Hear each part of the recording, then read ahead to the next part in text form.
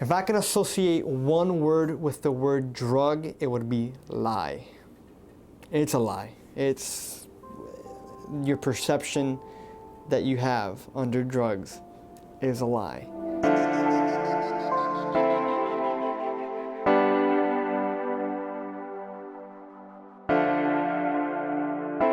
It's definitely the word lie. It's one giant, big deception, a huge illusion.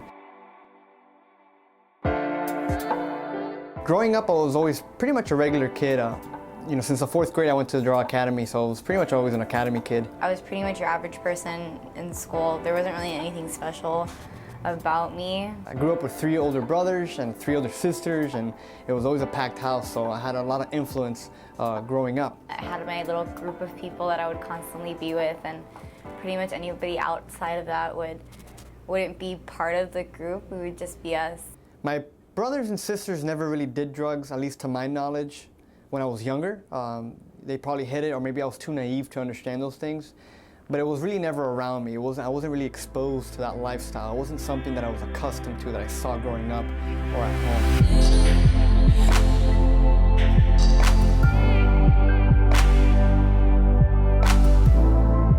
I think the events that led up to me starting to do drugs was just curiosity, you know? It just kept popping up around me and started becoming more of a habit. I had a very tight-knit group of friends that we were very, very close, and that's all we did was just chill and smoke and drink and chill and smoke and drink, and it was pretty much a daily routine. If we went and smoked, a blunt that day, then our day was complete.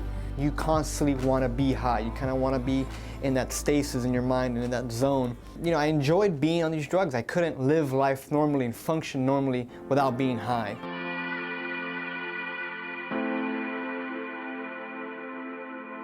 It started changing my life and who I was hanging out with and the people who I was associating myself with. Everything was an incentive. Like, if that person can spark me up, chances are I want to hang out with them. This person never has money for bud, like, I'm not going to hang out with them. Primarily, it changed my personal life. I don't want to say I grew up in church, but when I was 15, it was the first time, I came to church and I gave my life to Christ, and I found myself in that, and our family really found ourselves in that, and to this day, we're still, serving our church. But it changed my perspective on God, and I can easily say that because of the drugs and my priorities shifting, that it completely derailed my plans. I became basically numb to everything, I didn't have feelings. I kind of just, those, 3 years of my life where I was just doing a bunch of drugs, I didn't really have any goals, I didn't have any ambitions, I didn't really know what I was gonna happen with school. I was no longer into life, I was just into drugs, so everything was kind of just,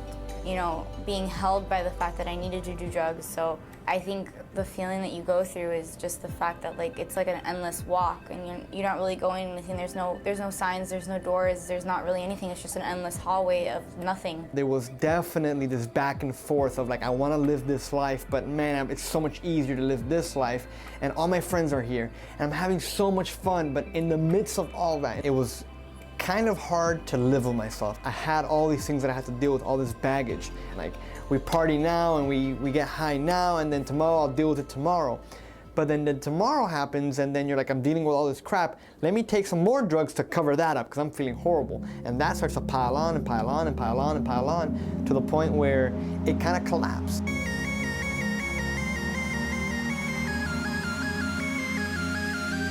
Probably the scariest drug I did was acid.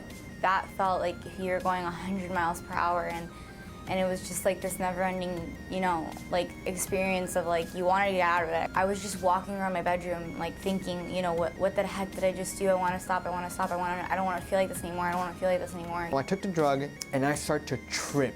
I started to trip super hard. I was just running for my life because I was like, dude, I'm gonna trip for a long time and I want to kill myself. Literally, the only thing I could think about was okay, Louis, right now you're tripping. The only way to not trip is to kill yourself.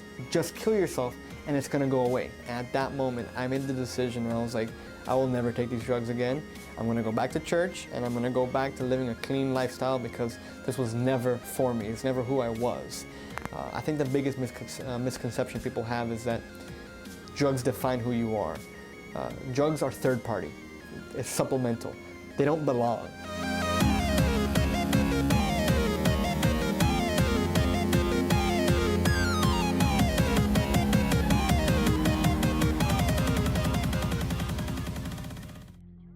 So I wake up the next morning and I'm rushing to church, get dressed, and I rush to church on my little scooter, I'll never forget. And I get there, and there was one of our pastors, Pastor Marty. He never stood by the door.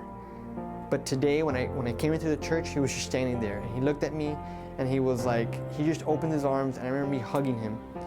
And him saying, like, I know what you're going through, and it's okay, like, you're gonna be just fine, like, you're home. I think my main supporter in getting out of doing drugs was probably my current boyfriend, Lewis. He gave me an ultimatum where I had to choose whether I was going to continue to live this lifestyle or decide to change and become a better person. He also, constantly encouraged me because it was something that he was going through as well. So we kind of both built each other. Another person, that helped me a lot was, we have a friend named Ernie. He constantly filled us up with love and told us encouraging things, so it's like there's something to look forward to every day and there's something to constantly grow. And that helped a lot, and it was awesome because it would come from somebody our age, so it wasn't like coming from a parental figure, it was coming from somebody that was our age. Ever since then, my life completely changed. I really never, ever, ever did any sort of drug since then, and I thank God for that. It's like, not everyone has that breaking point. Now, a lot of people don't have the bigger yes inside of them to quit than the no on the outside. Like the power that was inside of me was so much more overwhelming than the external circumstances and everything around me. You have to make the decision to stop. You have to want to get out of it. You have to want to push yourself and you have to want to become the person that, that you're supposed to be in this world. Keep looking forward, keep pushing, keep pulling yourself out of it. Lie. It's one giant, big deception, a huge illusion that unfortunately a lot of us, including myself, have fallen into and will fall into. But there's hope and there's reality that you can get out. It doesn't have to be that way. It is a choice that you make.